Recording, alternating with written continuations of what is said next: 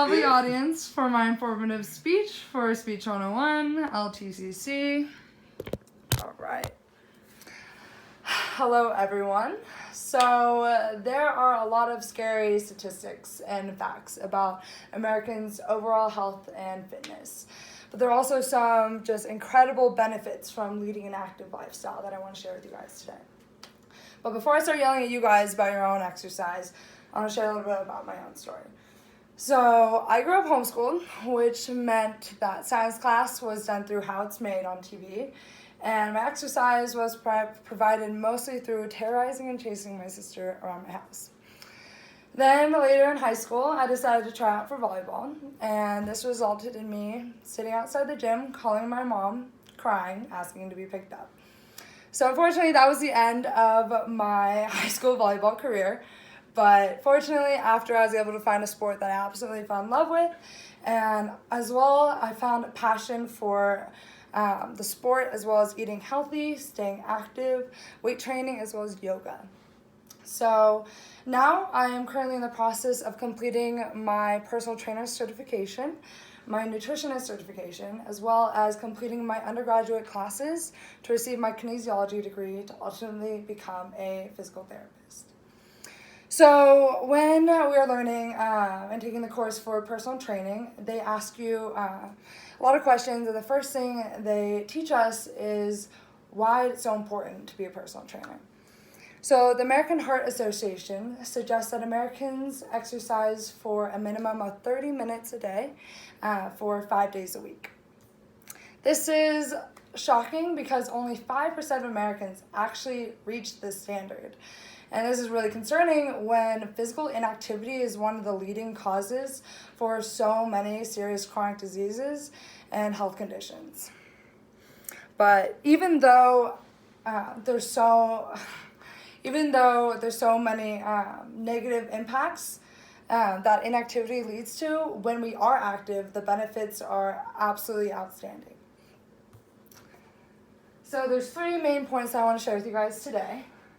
And those 3 main points are when we are lead an active lifestyle, what it can do for the prevention and management of serious chronic diseases, as well as the benefits it has on our mood and overall mental state, and the cognitive and mental benefit that we have. So first I want to start with what happens when we exercise and how that really affects our body and prevents and can manage any serious chronic diseases. So when we are inactive, it can actually do some serious damage like stroke, diabetes, heart disease, or even various types of cancer.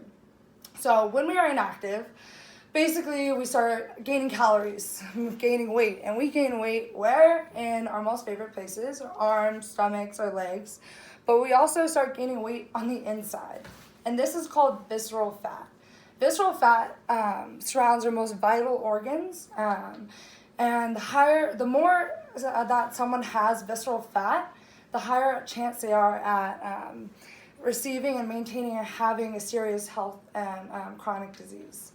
But adversely, when we start to exercise, then we start losing weight not only on the outside and on our appearance, we also start losing weight on the inside, helping our organs in our body. The second point that I want to introduce today is the fact that fitness has on our mood and our mental state. So when we exercise, someone might experience a runner's high, or if after a long workout, you might feel kind of euphoric or just overall more relaxed. So this is because when we work out, our brain releases a chemical called endorphins. So these chemicals really help us feel better, feel more relaxed, but also decrease serious things like stress, anxiety, and depression. So a study done by Harvard showed that a person that runs for just 15 minutes a day can actually decrease their depression risk by 26%. Also, when we work out, it's amazing because it helps our sleep and lower your risk of serious sleep disruptions and any problems we have, such as insomnia or anything like that. So when we work out, our body raises our overall body temperature. Then, several hours later, when we relax, return to normal life, our body starts dropping our body temperature back down to normal. This triggers in our brain that we're sleepy, drowsy, or any of those, which helps us get a better and faster night's sleep. So the last point I want to share today is regular exercise benefit on boosting our cognitive and mental brain function. So there is a study done with 454 older adults. They were put through cognitive and physical exams for 20 years. And then when they passed, they agreed to donate their brain to research. So after all these tests, they were able to find out that the adults that moved more and were more physically active in their everyday life actually scored higher on their memory and thinking exams, while also reducing the risk of dementia by 31%. So this is absolutely mind-blowing to me. Not only the improvement that exercise has on your mental state, but also that someone agreed to donate their brain to research. But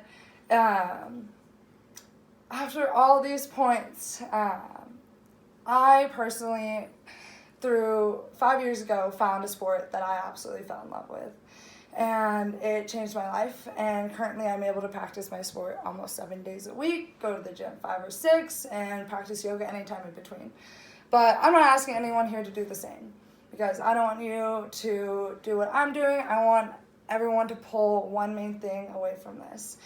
And something that I learned from an amazing speaker recently was the power of marginal adjustments. And he said that to increase your success rate and what your goal is, if you make a marginal adjustment every day, your rate of success will improve.